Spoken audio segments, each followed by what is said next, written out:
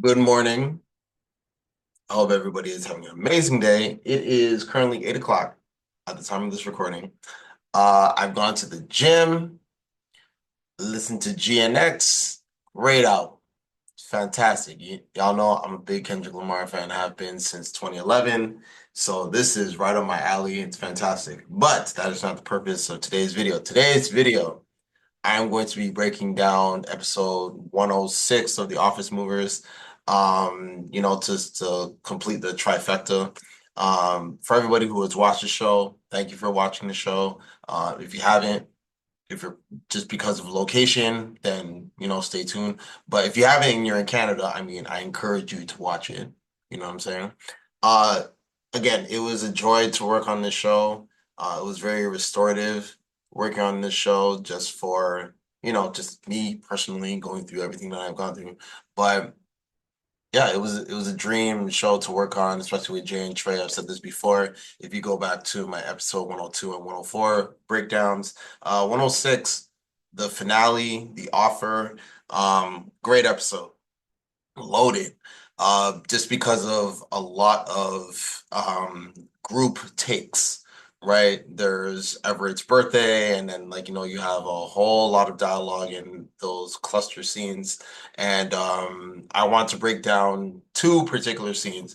One when when Ricky meets Tycho, which Lucas and Trey actually they broke down that scene on YouTube on Crave's channel if you want to go check that out. But that was a scene that when I read the script, I automatically knew where this was coming from, because of the skit Tycho rolls up Bleezy with Femi Lawson. The one particular section where Tycho is meeting Femi to exchange, have the deal and everything else like that. And the key thing is just like, yo, jump in the whip, yo, hop in the whip, bro. So when I'm reading down the script, I'm just like, oh my God, I was really excited to cut it. And that's the thing with this show, just like when you know all the Easter eggs or as many as you can and you know these references and whatnot, I'm just like, okay, it makes it easier to cut because you already have ingested all the content. So it's just like, all right, I'm just putting out what I've already seen, but I'm putting my interpretation on it. So as you already know, we're going to go to the Avid. You know what I'm saying? So let's get it. Well, we already saw that already, so I ain't gonna see all that. All right, so here we are, uh, with Ricky and Tycho.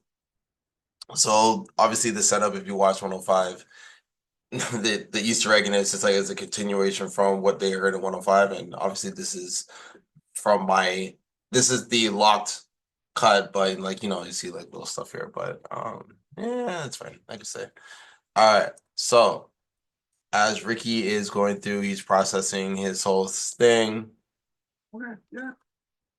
Uh, yeah, get some good B-roll, get established scene. It's cool that they have like their actual family photos in this, and because it's the finale, you want to emphasize that you want to bring about family and make that part of the focal point, right?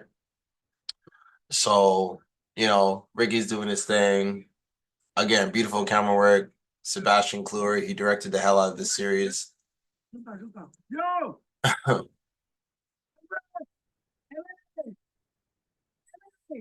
So the main thing when it comes to just cutting with one character who just um there by himself, he's the only one that we see on camera for the duration of this particular scene. And then we have essentially like ADR or Jay and Trey, they're off camera. So, they're in respective rooms. So obviously the focus is mainly on Lucas, Ricky, right? So I'll just let this play out in mute. So yeah, so the whole process is just like, all right, well, we need to be on Lucas's face, and then he's reacting to like, damn, I gotta go and meet Tech. I'm just like, what do you mean? Like, I gotta do all this. It's just like, what do you mean? And then as he reacts to there's a car coming, and he's just trying to figure out what's going on. Just like, all right, so I had to catch that chaos and that anxiety, and then once we get into, once we get into actually coming outside, like this is where a lot of the fun happens.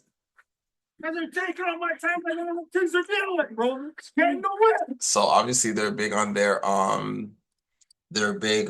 subtitles, you know what I'm saying? That's something that has been staple um of their work over from the beginning. And that's something that they wanted to bring back and to pay homage to, just because again, it's their style. So really Crave just let them do a whole lot of shit, right? They're just like, all right, look, we know that you're established. We know that you guys know what you're doing. We trust you to bring about your style. We're not gonna get in the way. And you just like, we're gonna have our little notes just because TV. And then that's that. But this is a great example of just, them just honing in on what they've already done and just enhancing it for television, right? Relax, man. What are you doing to see me together, man? The chemistry is just amazing. Get in the way. So for this, it was just like the main emphasis was a lot of back and forth because of the fact that just like, okay, there's the frustration of Tycho, there's the angst and anxiety of Ricky, and it's just like, okay, how do I play that in their faces? How do I get the right reactions and like, know like, when to cut or when not to cut and when not. So and great improv and just like great body comedy, especially from Trey as Tycho, just like you're leaning back, like playing this paranoid drug dealer, right? So yeah. Next door here. So so just like, these particular lines, and I think the fact that there's so much movement, like, Ricky trying to get in the car and then he's like kind of stop and start, and then you have the window coming up and down. And it's just like, there is just so many elements that played into the comedy of the scene that it just made it so much easier to cut in particular, right? So yeah, so again, and they have like their four frame push-ins and everything else like that. So it's just like, all right, like, and Lucas did say that at one particular point, like he didn't, he was actually confused. So this particular shot or this particular line itself is just like, no, he's really confused because it's like he doesn't know what's going on, and that enhanced the comedy itself because it just brought about more frustration from Tycho, which I wanted to like, really highlight and emphasize. So that was great. Bring it back. I'm getting very nervous, man. Why don't you just take the money like this, like in the get in the whip? Hey, why you make so complicated? Just take the money. We're not doing that. We're not doing that. We're not doing that, bro. We're not doing that. Take the money, bro. And the thing when it comes to editing that I try to tell people all the time, just like editing is one part technical, but it's another part instinctive. And because it's also an empathetic practice, putting yourself in the mindset of the characters, that is also reflective of how we want to see particular reaction shots. And I think because of the fact that just like um, he's Ricky is very new to this and he's trying to give him the money to complete this deal because he doesn't want to be doing it anyway. And then Tycho is giving him basic instructions to get in the car to complete the purchase, and he's not complying. So it's that back and forth and playing around with that. That was really fun.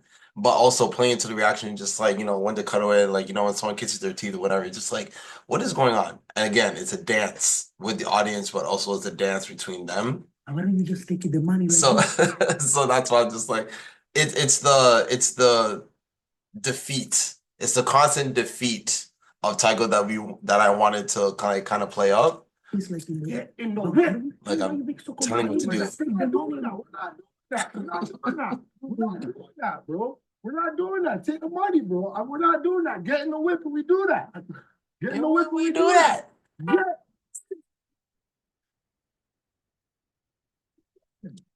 And the thing with this too is just like Trey had so many ad-lib lines. There's one line, it's just like you guys got me out here like an abominable snowman. I didn't even like the snow. And the thing is, like, there's just so many ad-lib lines that like could have went in there, but again, it would have just like pushed the scenes like much longer. But yeah, there's a lot on the cutting room floor that it's just like you don't regret having left out because of the fact that what was left in there was just great anyways. So this so this fall, this is a real fall that really happened. It was we're just going through because originally he was just like supposed to like just back away and whatever and then just go back inside. But it was just so funny the fact that he was turning as he was coming out and then Lucas just dropped and then ran back in. And I'm glad that that Trey continued with his lines. He ad-libbed this one. It's like, yo, your best ever line because now you're dropping on the thing, making a fool of yourself. That was ad-libbed. So it's just like, I know, like wherever I just saw those opportunities, I had to just like, kind of just go and get it. Burn off my gas. I'm shit to the quarter tank. Yeah. So that was funny, man. And then this is a funny thing, just like Everett comes back and he's eating Ricky's bagel. You know what I'm saying? So it's like little subtle things like that. I'm just like, why? No, why you eating the man's food? You buy the weed? No. Weed guy, man. Yeah, so that was fun. Um, again, being able to pay homage to a skit that I just really love personally. Like, I would always like, watch that and whatnot on top of like, rewatching Judge Tycho stuff. Um, yeah, so to be able to lend my hand to that skit in this particular setting, and I'm glad that a lot of people have like really been enjoying that. That was really fun. That was really fun for me. Let's see. What's the other scene? Oh my God, this one was so funny too. Between Trey and Carla, because it's like, all right, well, this is an ad lib one too, because it's like, yeah, why don't you just go home and honk it? It's like there is a lot of ad lib between that as well, and that was originally longer, but we shaved it down. Obviously for the purpose of time, but obviously, but again, it doesn't take away from the comedy itself. So there is a lot. But the other one I will break down is obviously everybody loves the birthday scene with Andy and Jermaine.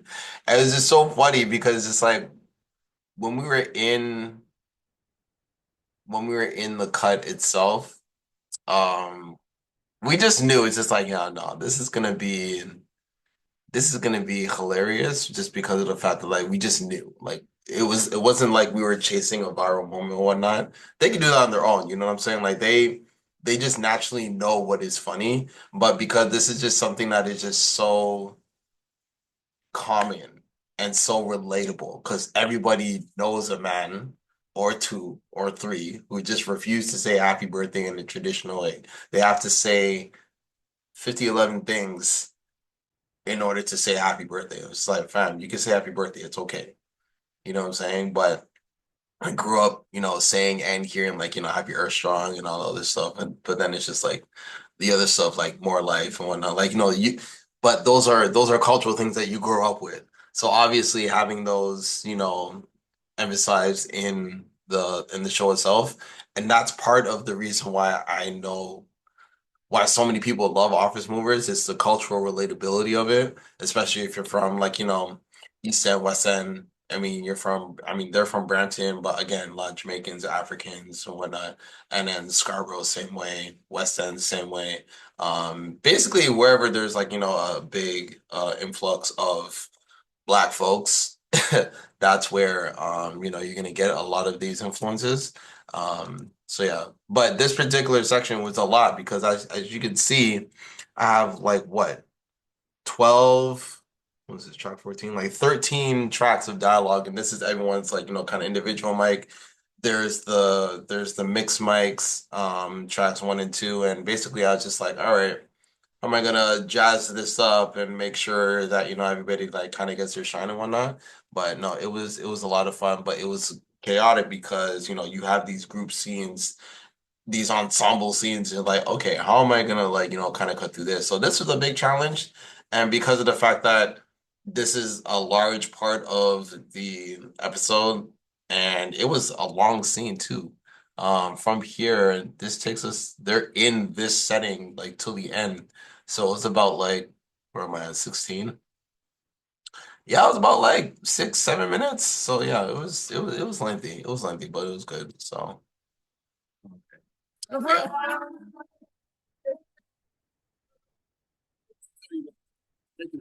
Ricky. Right, people, good food take long for neck. How time you been? You better out of this last week. Oh, okay. Ah, they had so many takes. Like they had from this angle, and then I'll show you guys. Oh well, I can't because it's offline. Anyway, but yeah, they had multiple angles, multiple setups. I think this is what 22J. They had 22T. So it's just like it was just of uh a lot of setups for this particular scene, and obviously it bled into other scenes. But again, it was all in the same setting, so they all just like kind of came together. It was big. It's one of the biggest scenes that I just like had to put together in general, right? well, And Mira comes in. Here we go. And honestly, I was a big fan of Andy anyways. Like Andy, just like, from his certified videos like on YouTube or Instagram, TikTok, whatnot. But then he also was in Next Stop season 2. I didn't cut the episode that he was in, but I've always just been a fan of him. So for him to be in this show, just it means something to me, man. You know what I'm saying? So I'm really glad that Andy was able to get his shine, but also I'm really glad that Andy was able to have this moment because it's just so natural for him, right? So I'm glad that it's been received well. It's been traveling all over the place. This clip actually ended up in one of my group chats, and I was just like, wow, that's crazy. Like I really made it in life. So it's cool. And again, emphasis on back and forth.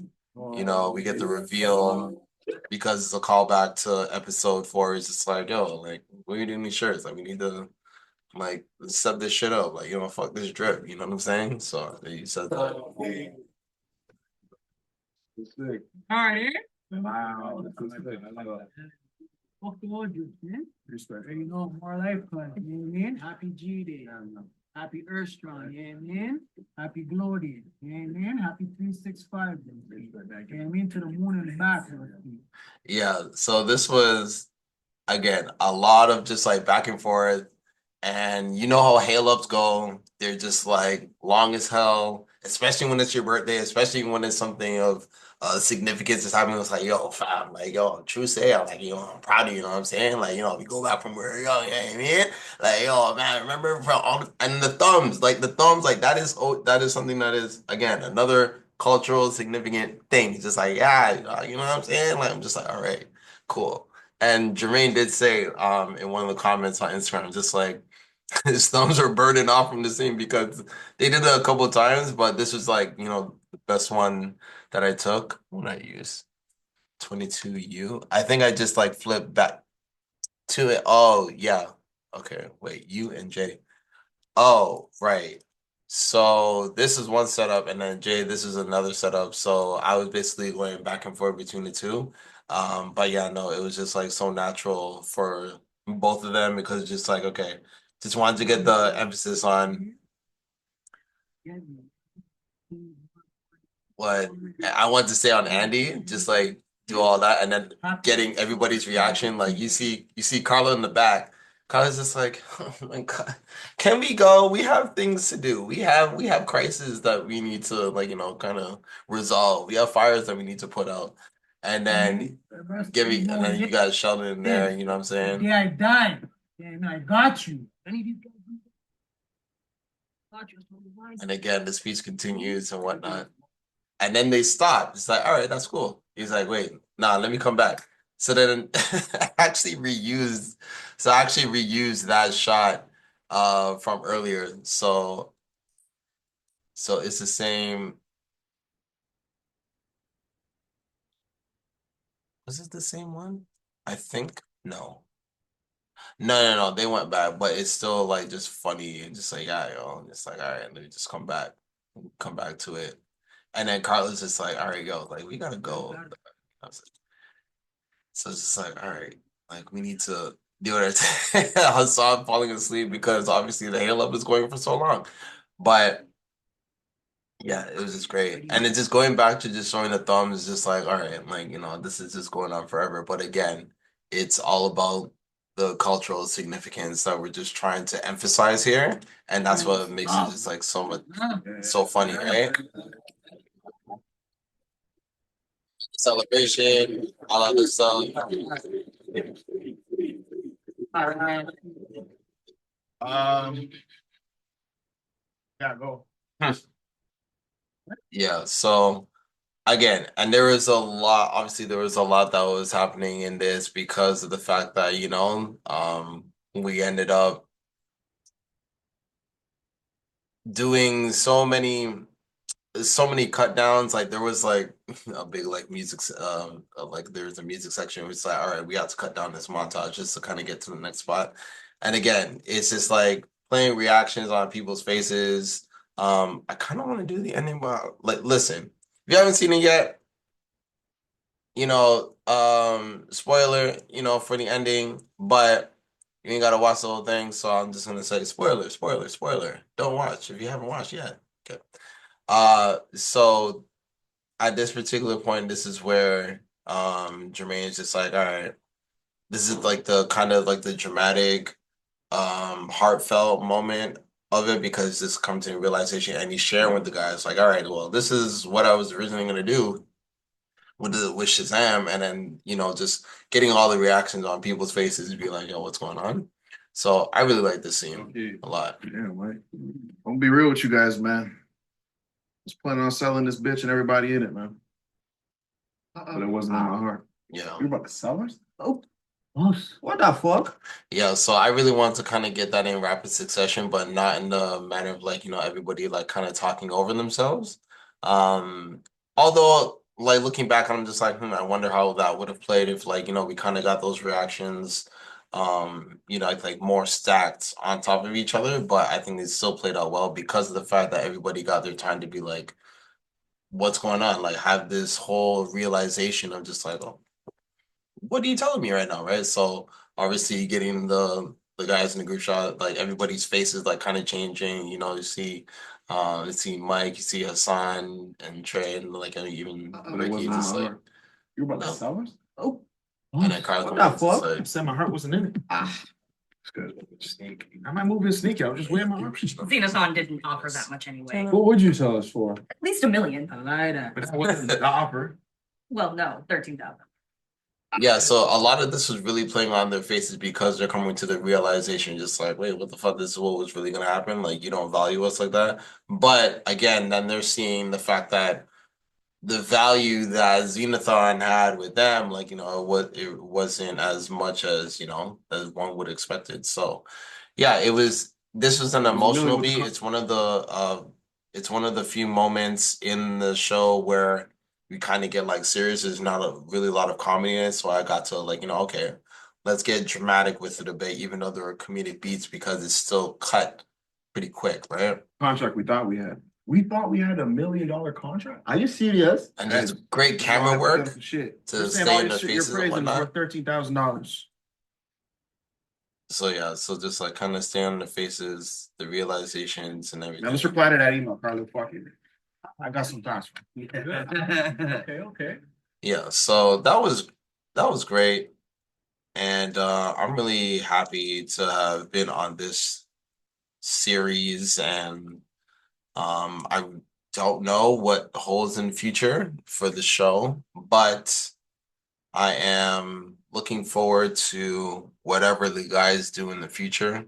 Not because trying to, ensure that I have involvement with it. Whatever that they do is going to be great just because they're brilliant guys. They're just great people in general, but they're also just very talented. And the Office Movers is a testament to all the work that they've already put in, right? And we need more people like this, especially coming out of the GTA, coming out of, Ontario, Canada, period, because I don't know other like black creatives like in Montreal, or they could be in Halifax, or they could be in Vancouver, Winnipeg, whatever. But just the fact that we've had so many people come up and make it out and like like really put a stamp on their art.